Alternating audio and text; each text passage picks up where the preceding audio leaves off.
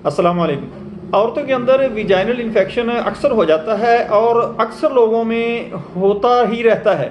उनके कुछ दिन मेडिसिन इस्तेमाल की, फिर दोबारा हो जाता है और ये कॉम्प्लिकेशन पैदा हो जाती है कि इंटरनल इन्फेक्शन इससे हो जाता है, बहुत ज़्यादा ये फैल जाता है, फिर बहुत ज़्यादा नुकसानदेह होता है। पूरी वीडियो देखें, आपको बहुत ज़्यादा फ़ायदा होगा। दोस्तों, मैं हूं डॉक्टर हाफिज अब्दुल अंजम, आप देख रहे हैं डॉक्टर हाफिज एएस क्लिनिक यूट्यूब चैनल। आज मेरा जो मौजू है वो है vaginal infection treatment in homeopathy, A complication of vaginal infection, causes of vaginal infection. दोस्तों, विजाइनल इन्फेक्शन जो होता है इसकी बहुत सारी काजेज हैं।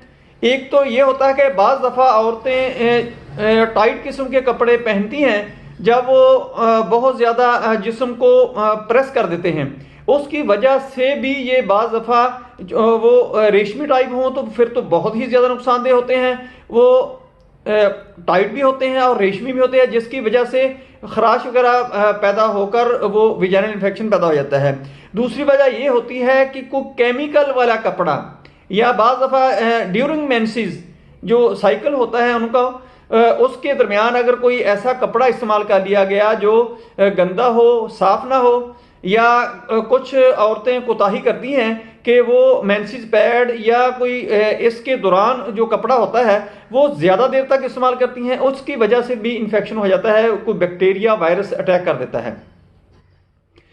कोई बैरूनी वायरस बैक्टीरिया अचानक किसी वजह से किसी खुली जगह पे, किसी खुली फ़ज़ा पर पेशाब करने के लिए, यूरिन पास करने के लिए बैठ जाएं, वहाँ से कोई वायरस बैक्टीरिया अगर इफेक्ट कर देता है तो उसकी वजह से भी हो जाता है।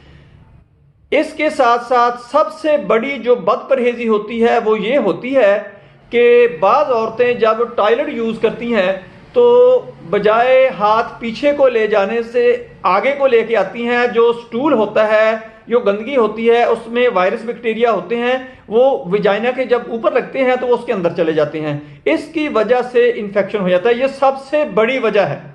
इससे आपने बहुत ज़्यादा एहतियात करनी है। आप इस चीज़ से इंशाल्लाह सेहतयाब हो जाएंगे और इस इन्फेक्शन से बचे भी रहेंगे।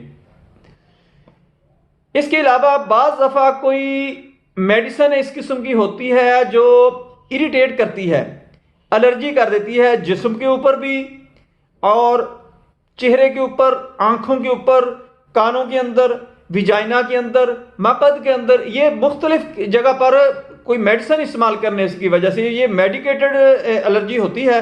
अगर वो बंद कर दी जाए तो इसकी ट्रीटमेंट की ज़रूरत नहीं पड़ती, वो उससे ही ठीक हो जाता है। आपने करना क्या है? अब आपको इसकी काजेज का पता चल गया। आपने ऐसे करना है कि इसकी ट्रीटमेंट करनी है और आपने साथ साथ इसका एहतियात भी करना है।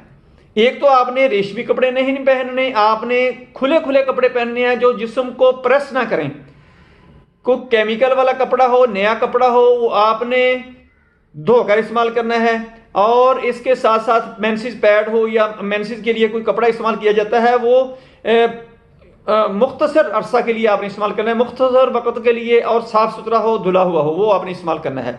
इसके साथ साथ आपने मेडिसिन, अगर आपको विजाइनल इन्फेक्शन हो चुका है तो फिर आपने मेडिसिन कौन सी इस्तेमाल करनी है वो मैं आपको बताने लगा हूँ। ये नोट कर लें, ये आप इस्तेमाल करें, किसी मकामी डॉक्टर से रब्ता कर लें या मुझसे रब्ता कर लें। इसके बारे में मैं आपको एक और भी बताऊँगा कि आपको अगर कोई भी मसला हो तो वीडियो के नीचे कमेंट कर दिया करें। आप कॉल के चक्कर में ना पड़ा करें, आपको मेडिसिन बता दी जाएगी, कोई भी आपकी कंसल्टेंसी होगी, आपको गाइडलाइन मिल जाया करेगी। आप जल्दबाजी ना किया करें, आप कुछ सब्र से काम लिया करें। कोई भी आपका मसला हो आप कमेंट कर दिया करें। आपको थोड़ा वक्त लग सकता है, टाइम लग सकता है, लेकिन आपको उसका जवाब मिल जाएगा। आपने सबसे पहले जो मेडिसिन इस्तेमाल करनी है वो है कलकेरिया कार्ब। कलकेरिया कार्ब आपने 30 ताकत में लेनी है। सुबह दोपहर शाम इसके 5-5 कतरे इस्तेमाल करने हैं। दूसरे नंबर पे आती है करियोजोटम। ये मैं बजाते खुद अपनी प्रैक्टिस में, अपने क्लिनिक के ऊपर ये मेडिसिन मैं अप्लाई करता हूँ, मरीजों को देता हूँ। अल्हम्दुलिल्लाह अल्लाह के फजल से वो शिफायाब हो जाते हैं। दूसरी मेडिसिन है करियोजोटम। करियोजोटम आपने 30 ताकत में लेनी है। ये भी आपने 5-5 कतरे सुबह दोपहर शाम इस्तेमाल करने हैं। तीसरी मेडिसिन जो है वो है नेट्रम्योर। नेट्रम्योर आपने 6x में लेनी है। ये सुबह दोपहर शाम 4-4 गोलियां आपने इस्तेमाल करनी है। इससे आगे जो आती है वो है सल्फर। सल्फर मेडिसिन आपने क्यों ताकत में लेनी है? ये सुबह के वक्त ही आपने 5 कतरे इस मरीज को देने, शाम को आपने नहीं देने, क्योंकि ये नींद पर असरअंदाज हो जाती है, मरीज को नींद डिस्टर्ब कर देती है, मरीज को नींद आना खत्म हो जाती है। इसकी वजह से आपने सुबह निहार ही इसको इस्तेमाल करना है। दूसरी मेडिसिन का इसके साथ असर भी ज्यादा हो जाएगा और वो दूसरी मेडिसिन भी काम करेंगी, ये भी अपना काम करेगी। सीपिया आपने इस्तेमाल करनी है, ये भी 30 ताकत में इस्तेमाल करनी है। सुबह दोपहर शाम 5-5 कतरे इसके इस्तेमाल कर लें। दोस्तों इन मेडिसिन को आप इस्तेमाल, इनमें से कोई भी इस्तेमाल कर सकते हैं, आधी इस्तेमाल कर सकते हैं, 2 इस्तेमाल कर सकते हैं, कोई भी इस्तेमाल कर लें। ये मैंने आपको मैक्सिमम बता दी हैं। बाकी जो होम्योपैथी अद्वियात होते हैं वो इनकी सिम्टम होती हैं, सिम्टम के साथ चला जाता है, वो सिम्टम के साथ आप इस्तेमाल करेंगे, आपको इंशाल्लाह 100% रिजल्ट मिलेंगे। अगर नहीं तो आप ये थोड़े थोड़े वक्फे के साथ कुछ मेडिसिन इनमें से आदि इस्तेमाल करनी शुरू कर दें, आपका मसला हल हो जाएगा इंशाल्लाह। दोस्तों मेरी वीडियो पसंद आए इसको लाइक करें, दोस्तों रिश्तेदारों में शेयर करें, इसको शेयर जरूर कर दिया करें, बेल आइकन को प्रेस करें, आपको नोटिफिकेशन मिलता रहे। मेरे चैनल को सब्सक्राइब करें, अपना ख्याल रखें। Snake practice, stay happy, stay healthy. अल्लाह हाफिज, अस्सलाम वालेकुम।